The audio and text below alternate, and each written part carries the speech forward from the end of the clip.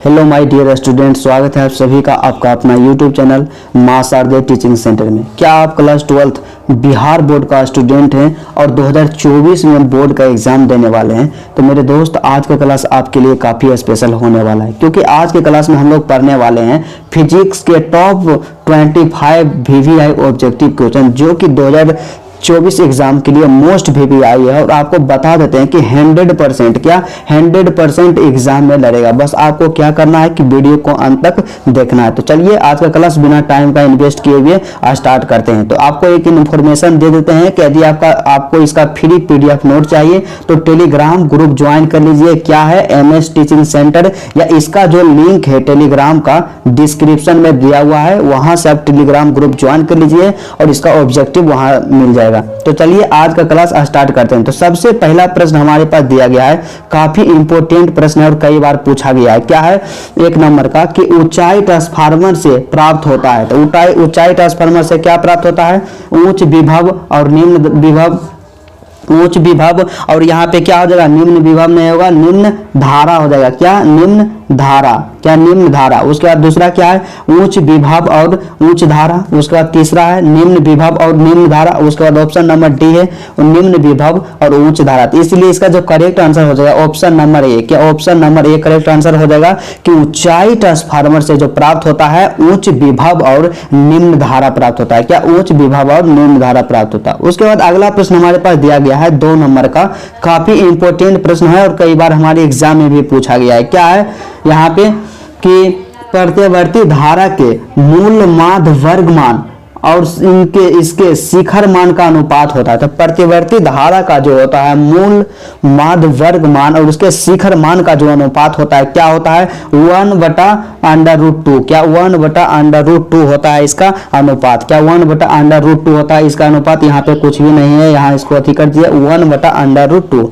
उसके बाद अगला प्रश्न हमारे पास दिया गया है। क्या है कि धारितीय प्रतिघात होता है। तो धारितीय प्रतिघात क्या होता है? धारितीय प्रतिघात जो होता है क्या होता है? Option number D. क्या ऑप्शन नंबर डी होता है 1/WC। क्या ऑप्शन नंबर डी 1 हो जाएगा WC, इसका correct answer option number D.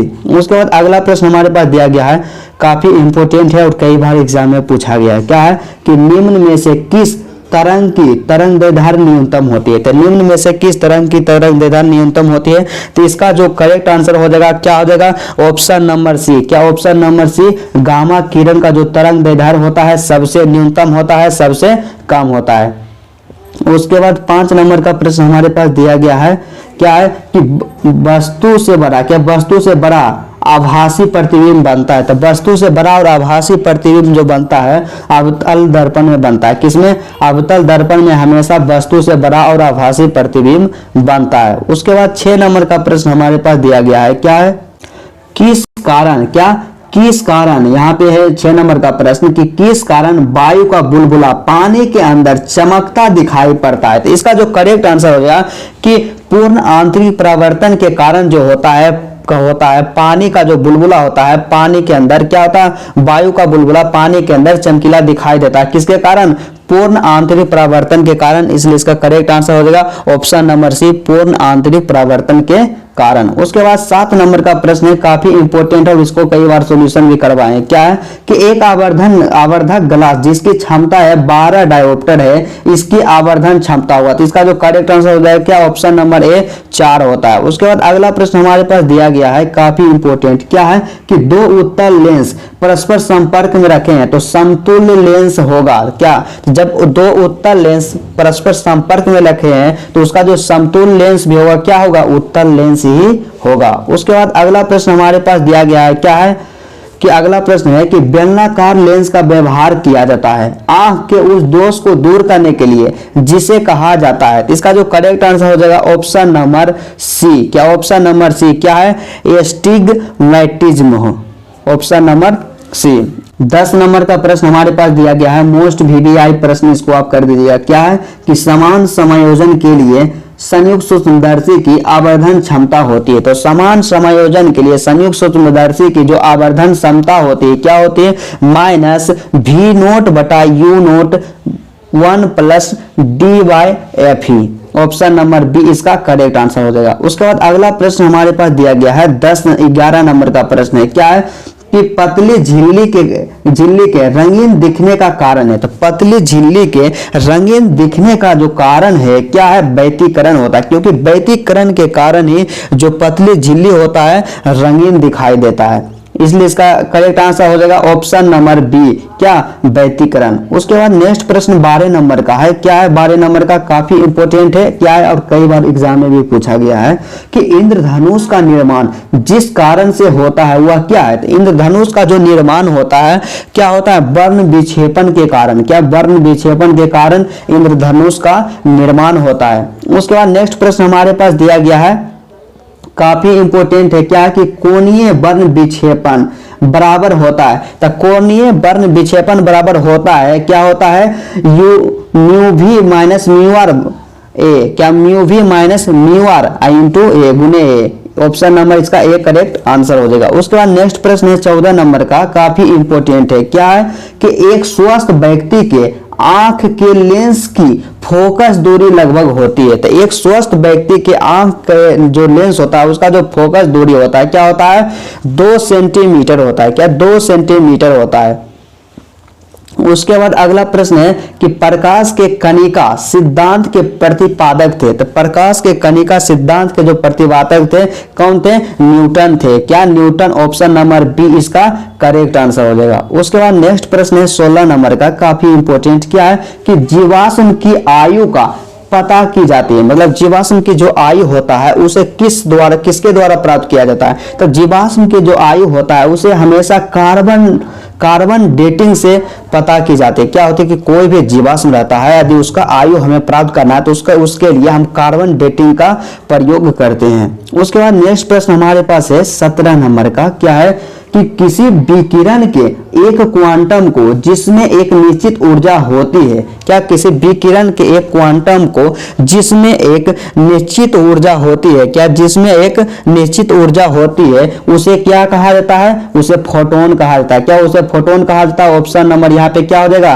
B correct answer. यहाँ नंबरिंग में थोड़ा सा गलती हो गया, यहाँ पे बी होना चाहिए, लेकिन मार लीजिएगा क्या, फोटोन। किसी विकिरण के एक क्वांटम को जिसमें एक निश्चित ऊर्जा होती है उसे फोटोन कहा जाता है। उसके बाद नेक्स्ट प्रश्न हमारे पास दिया गया है, कई बार एग्जाम में पूछा गया इसलिए इसको आप 5 स्टार लगा दीजिएगा। क्या, मोस्ट आस्क्ड प्रश्न है, कई बार एग्जाम में पूछा गया है। क्या है कि फोटोन की ऊर्जा होती है। तो फोटोन की जो ऊर्जा होती है क्या होती है, एच न्यू होते हैं। क्या, एच न्यू।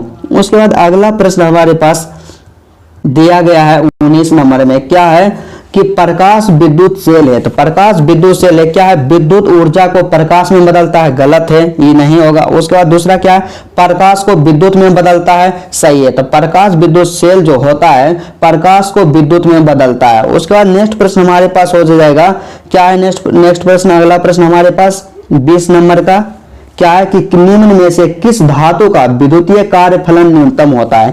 तो सोडियम का जो होता है ना विद्युतीय कार्यफलन सबसे न्यूनतम होता है। उसके बाद 21 नंबर का प्रश्न हमारे पास दिया गया है, काफी मोस्ट इंपोर्टेंट प्रश्न है, क्या है कि विद्युत चुंबकीय स्पेक्ट्रम के किस भाग में हाइड्रोजन की लाइमन श्रेणी पाई जाती है। तो इसका जो करेक्ट आंसर हो जाएगा कि पारावैंगनी। क्या, पारावैंगनी। ऑप्शन नंबर डी इसका करेक्ट आंसर। उसके बाद 22 नंबर का प्रश्न है, क्या है 22 नंबर के कि तेजी से चलने वाली बीटा किरणें हैं। तो तेजी से चलने वाले बीटा किरणें जो है क्या है, यहाँ पे इलेक्ट्रॉन है। क्या, तेजी से चलने वाले बीटा किरणें क्या, इलेक्ट्रॉन है, इसलिए इसका correct answer option number C.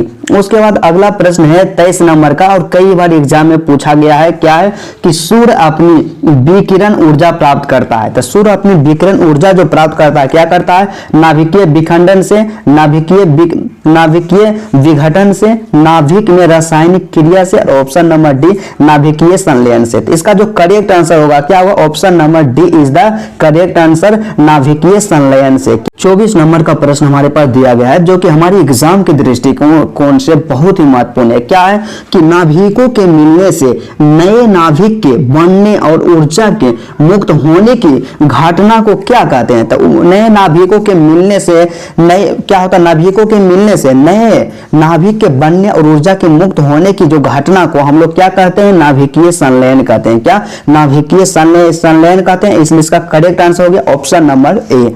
उसके बाद लास्ट प्रश्न है 25 नंबर का, और कई बार एग्जाम में भी पूछा गया है। क्या है कि नाभिकीय अभिक्रिया में संरक्षित रहता है। तो नाभिकीय अभिक्रिया में क्या संरक्षित रहता है? कुल आवेश या रेखीय संवेग या कोणीय संवेग, क्या ये सभी? तो इसका जो करेक्ट आंसर हो जाएगा माय डियर स्टूडेंट कि नाभिकीय अभिक्रिया में जो संरक्षित होता है क्या होता है? इनमें से सभी, मतलब कुल आवेश भी संरक्षित रहेगा, रेखीय संवेग भी संरक्षित रहेगा और कोणीय संवेग भी संरक्षित रहता है। तो चलिए आज का क्लास यहीं तक रहता है, फिर मिलते हैं आपसे नेक्स्ट वीडियो में।